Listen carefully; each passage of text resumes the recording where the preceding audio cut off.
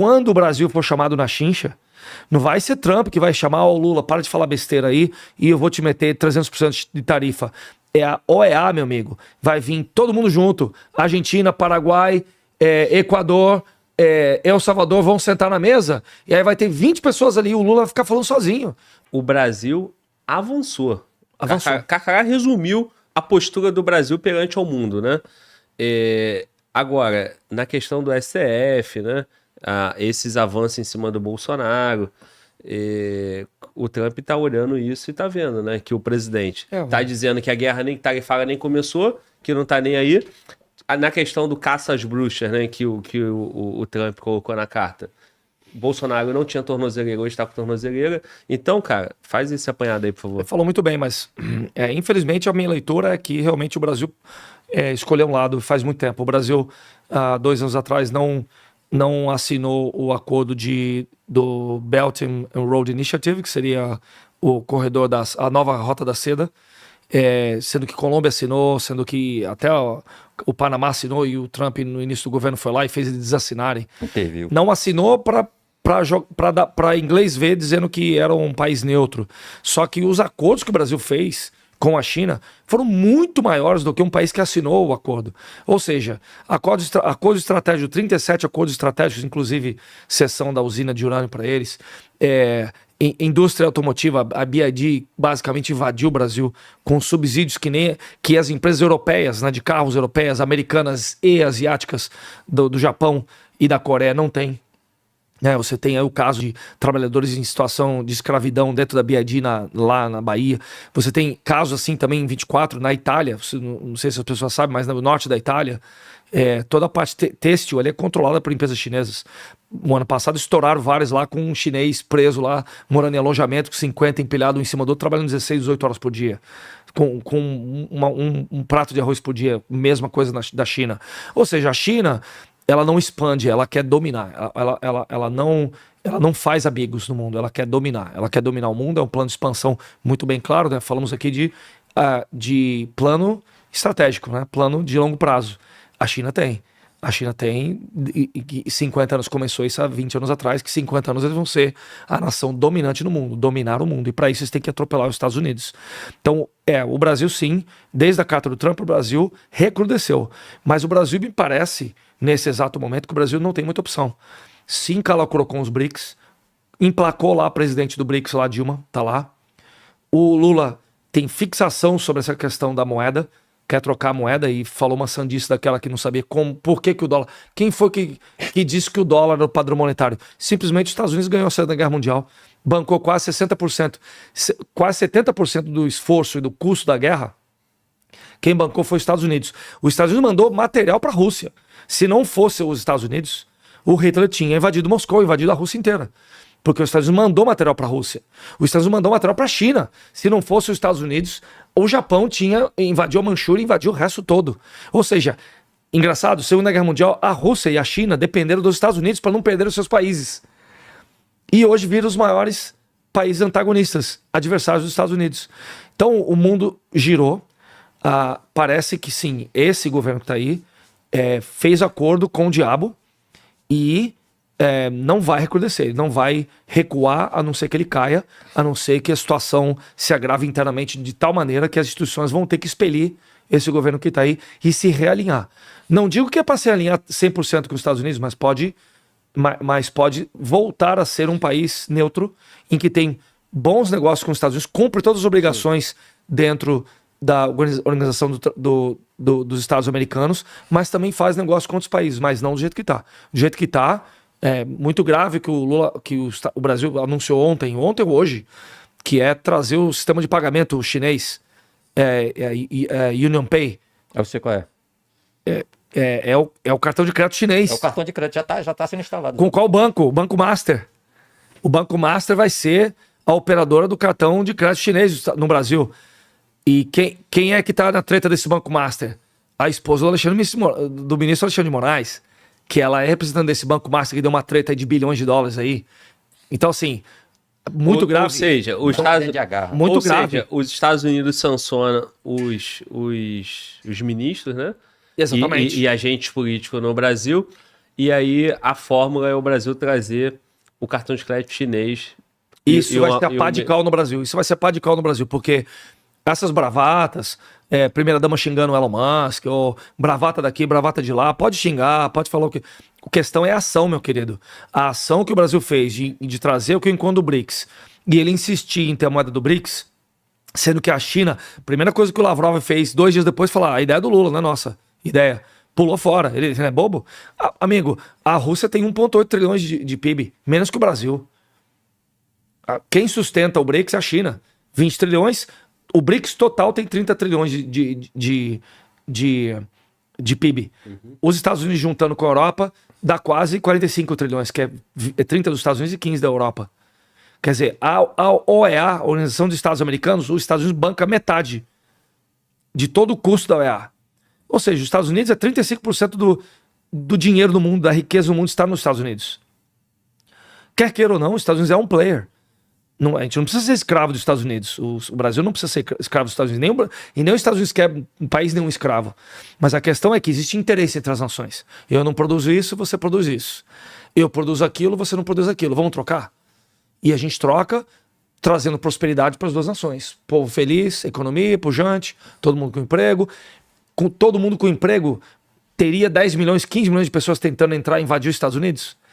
Se todo mundo tivesse emprego, não tivesse perseguição, não tivesse democracia, se não tivesse as gangues, PCC, CV, no México, cartel de Sinaloa, novo cartel de Sinaloa, esse povo só tá batendo na porta tentando invadir os Estados Unidos porque não tem condição de vida no país deles.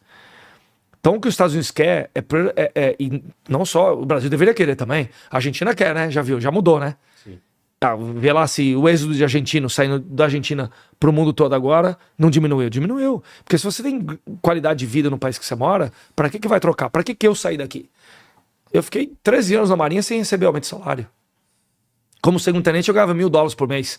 Como capitão-tenente, depois de 3 promoções, ganhava $700. E com inflação, comendo. Ou seja, não só o dinheiro, mas também condições de trabalho. Ele já falou aqui, Forças Armadas está desmantelada. Teve época quando você vê na Marinha, tinha que dispensar quinta-feira, porque sexta-feira não tinha pra dar de comer, já tá assim de volta, né? Não tinha papel higiênico. Então, assim, é uma piada. Então, as pessoas só saem do país se elas não têm condições de trabalhar, viver e ser feliz. E os Estados Unidos vai ajudar, quer ajudar.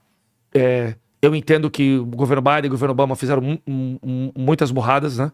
Pra não falar cagada, né? Mas os Estados Unidos voltou. A real é que os Estados Unidos voltou. E os Estados Unidos é o farol da liberdade. Os Estados Unidos vai trazer prosperidade para o mundo. Senhores, agora, o Maurício Carcará citou Obama e Biden, né? Aí, quando ele fala isso, logo me vem à cabeça 2 eventos. Primeiro, a boa relação do Obama com o Lula, né? É o cara, né? A ponto de dizer que o Lula é o cara.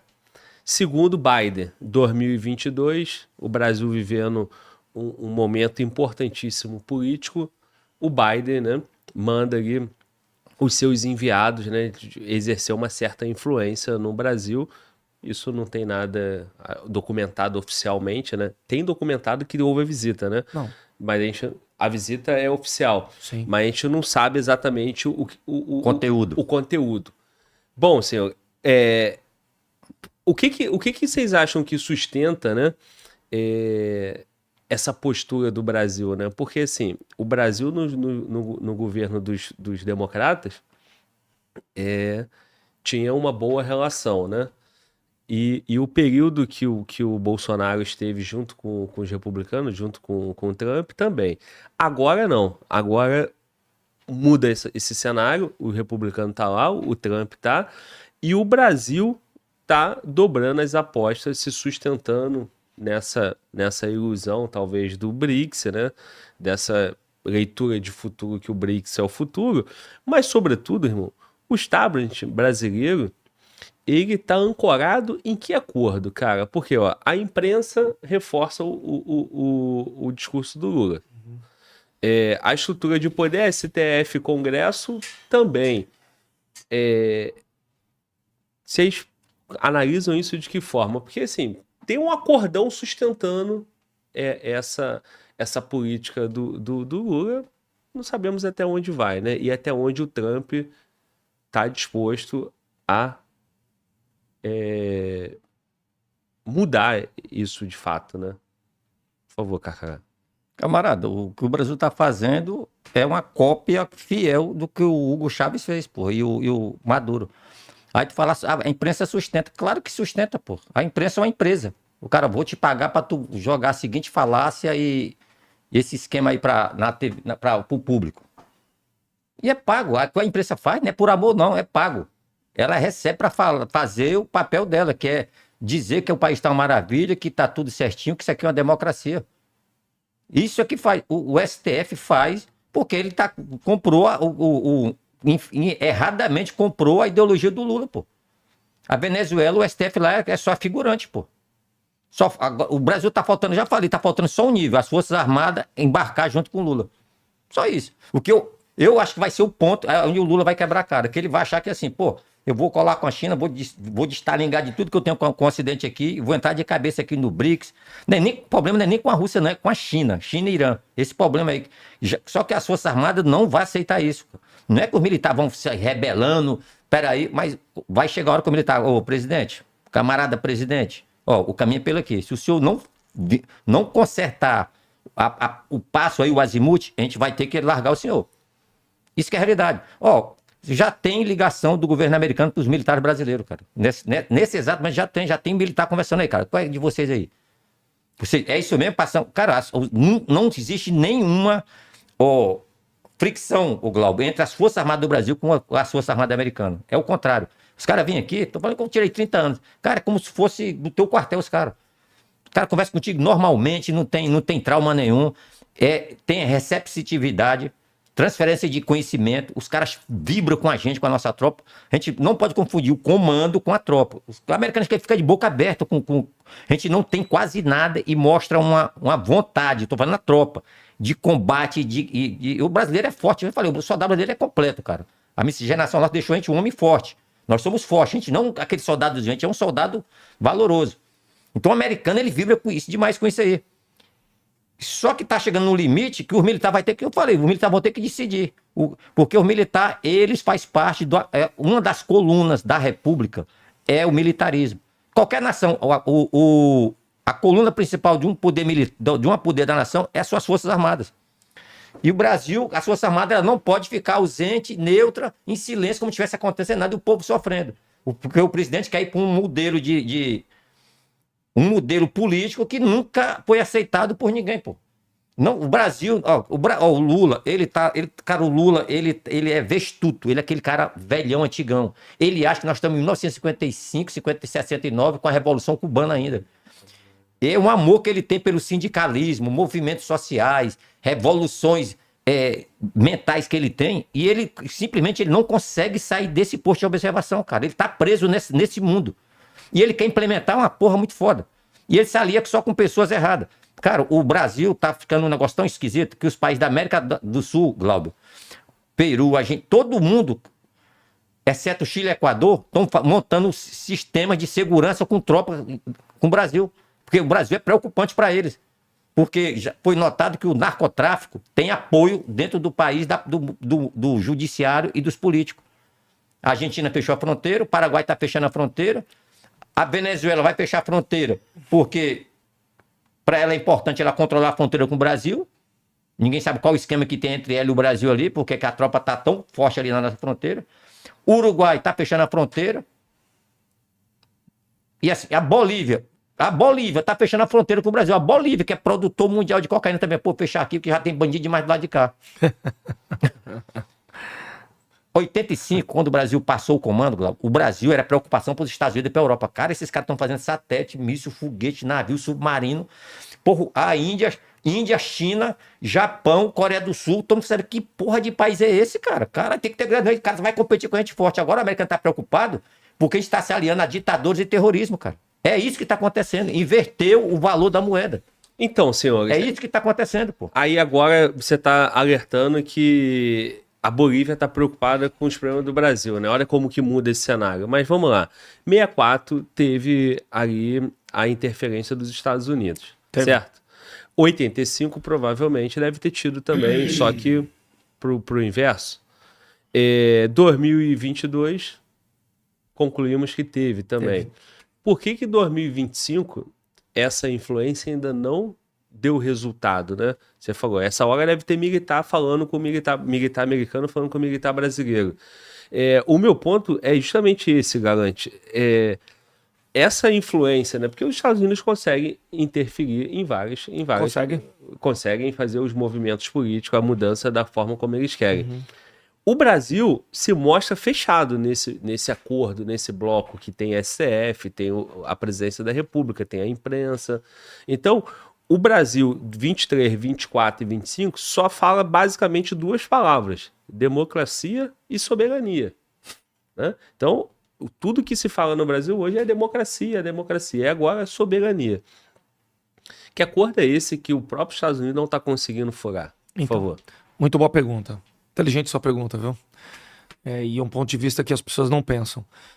Você não corrige uma coisa errada com outra coisa errada. Os Estados Unidos podem interferir? Pode interferir. Pode mandar o chefe da CIA aqui dar um aperto no Congresso, ou no presidente do Congresso, ou que seja, os militares, como o Bill Burns veio aqui antes da eleição em 22.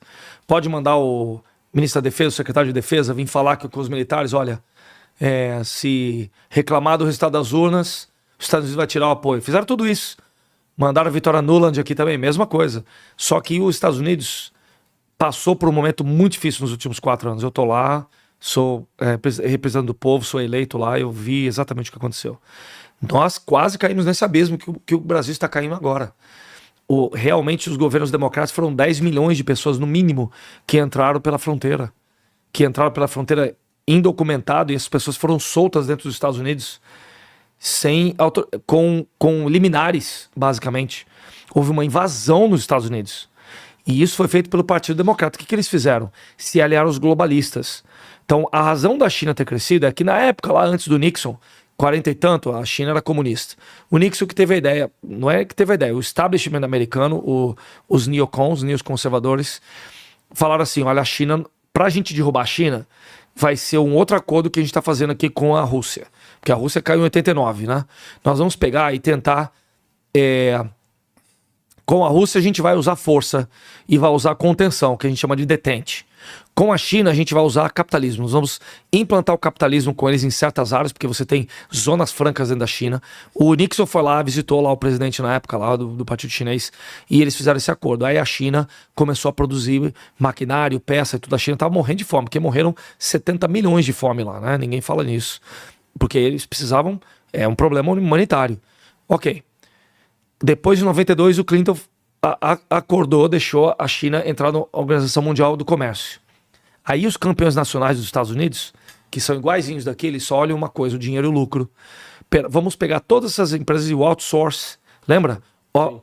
Offshore. Mandar tudo para a China, porque se fabrica barato, lá não tem Seguridade Social, não tem INSS. Não tem CLT. Não tem nada, não tem CLT. Né? Não tem... É aquilo, o cara trabalha o dia todo por uma xícara de arroz. Humano, não tem nada. Os prisioneiros tem que fazer de tudo. Tem prisioneiro que descasca alho o dia todo lá, que é o alho descascado que você vende até perder os dedos. E se não trabalhar é um tiro na nuca. E ainda cobra a bala da família, né? Vai lá e cobra o projetil do rifle da família, certo? Beleza, isso foi feito até agora. Até no primeiro governo Trump. Quando o primeiro governo Trump entrou, quando ele entrou, falou, acabou isso. E ele começou a trazer de volta as empresas para os Estados Unidos, refazendo um acordo com o México e o Canadá. O que foi que houve? Os caras, vamos tirar esse cara daqui. Então, hoje já se sabe, a CIA já soltou o relatório no início do governo Trump, que o Covid saiu do laboratório de Wuhan. E saiu do laboratório de Wuhan. Não se sabe se ele foi sabotado para sair, ou se ele foi... Assim, eu não tenho dúvida que a pandemia foi criada para poder tirar o Trump do governo. Aí passou-se o que passou e hoje em dia os Estados Unidos faz o quê? Os Estados Unidos não vai cometer o erro de se interferir em outros países como o governo Biden fez, como o governo Obama fez. O governo Trump, se você ler a doutrina Trump, escrita pelo Michael Anton em 2018, ele era National Security Advisor, conselheiro de segurança nacional dele, e hoje ele é o Director of Planning, é o diretor de estratégia política do Departamento de Estado. Basicamente, ele é o cérebro do Departamento de Estado. O Rubio é o papagaio. Basicamente é isso. Ele que vale a Casa Civil. Ele que vale o ministro da Casa Civil aqui. Não, o Departamento de Estado é o chanceler. Basicamente, o Departamento de Estado é o Rubio, é o chanceler. Casa Civil seria SGM, que lá é o Roosevelt, que depois a gente fala sobre isso, que é o cara que escreveu o plano de governo do Trump, que foi escrito pela Heritage Foundation durante 4 anos que ele estava fora. Aí a gente vai chegar nesse assunto. Acontece hoje que a doutrina Trump foi escrita em 2018, no meio do primeiro governo dele. E hoje o Michael Anthony está em posição de executá-la. Se você ler, você vai ver. Então, qual é a estratégia agora? Fortalecer as instituições internacionais. Fortalecer a ONU, fortalecer a Organização do Estado Americano. Sabe por quê? Seguinte, eu não sou a polícia do mundo. O que ele colocou na cabeça, porque o americano era odiado, e com razão é odiado por muita gente até hoje, por ter se tornado a polícia do mundo. Ele falou assim, amigo, a América para os americanos, America first. Mas ele também fala, Brasil first. França first, França primeiro, Argentina primeiro. O governante tem que fazer o que é bom para o país dele. E nós temos que respeitar. Fortalecendo os países individualmente, fortalecendo as organizações multilaterais, que é a OEA, Organização Mundial de Saúde, que nada funciona, né? Tribunal Penal de Haia, não funciona, né? ONU, não funciona. Ele vai tirar a pemba do ombro dele, de ele ter que ser responsável de gastar dinheiro do pagador de imposto americano para consertar os problemas do Brasil, consertar o problema da Bolívia, consertar o problema da Itália, consertar o problema da França, da Ucrânia, que seja, ou da Rússia, entendeu? Então, você tá vendo isso aí, ele vai fortalecer as instituições, e aí quando o Brasil for chamado na chincha, não vai ser Trump que vai chamar o Lula, para de falar besteira aí e eu vou te meter 300% de tarifa. É a OEA, meu amigo. Vai vir todo mundo junto. Argentina, Paraguai, Equador, El Salvador vão sentar na mesa e aí vai ter 20 pessoas ali. O Lula vai ficar falando sozinho. Falou, querido, você assinou aqui. Se você não fizer isso, vai cair no colo da China, vai fechar, vai fechar as redes de televisão no Brasil. Você falou hoje que eleições de 4 anos não adianta mais. O que ele quis dizer com aquilo? Amigo, o que o presidente do Brasil hoje declarou ontem no Chile, na reunião dos países da América do Sul, não sei se é Unilac, não sei qual... Falou isso.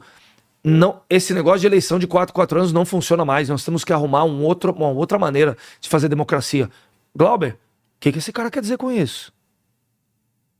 Nós estamos chegando ao ponto que vai sentar na mesa... E é o que o cara tá falando. Vai todo mundo fechar a fronteira com o Brasil? E a gente vai ficar o quê? Amigo da Rússia, do Irã e da China?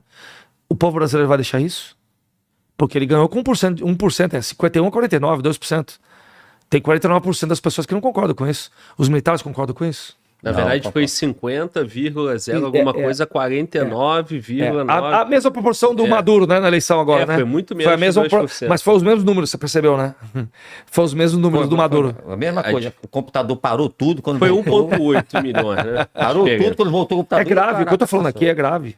É grave. Então, você ganhar uma eleição, seja nos Estados Unidos, seja na França, na Itália, no Brasil, no Paraguai, onde seja, você ganhar uma eleição, e eu ganhei a eleição, eu tenho cargo eletivo lá, sou vereador na cidade de Arlington, e lá é non-partisan, então eu sou membro do Partido Republicano, mas a eleição você pode ter avulso, não precisa fazer parte de um partido, né?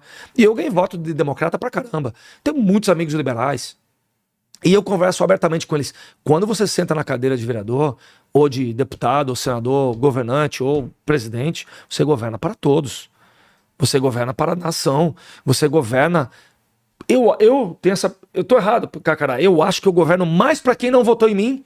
Mas é isso mesmo. Do que quem votou em mim. Porque todo dia eu tenho que provar que ele estava errado. Eu quero provar que ele estava errado. Fazer um trabalho excelente, sendo responsável, atendendo todo o telefonema, atendendo e-mail, respondendo e-mail. Não é verdade? Porque é o que faz uma democracia, é você governar para todos. Mas o que está acontecendo é exatamente o que ele falou na primeira entrevista. Eu vim para cá para pegar esses caras que me ferraram, lembra? Ele falou, eu vim aqui para mostrar para esses caras com quem eles mexeram. E o Brasil está afundando junto com ele. Será que as instituições vão junto com eles? Será que o agro vai com eles? Será que o empresariado vai com eles? Fiesp vai com eles? Os militares vão com eles? Essa é a minha pergunta, Glauber.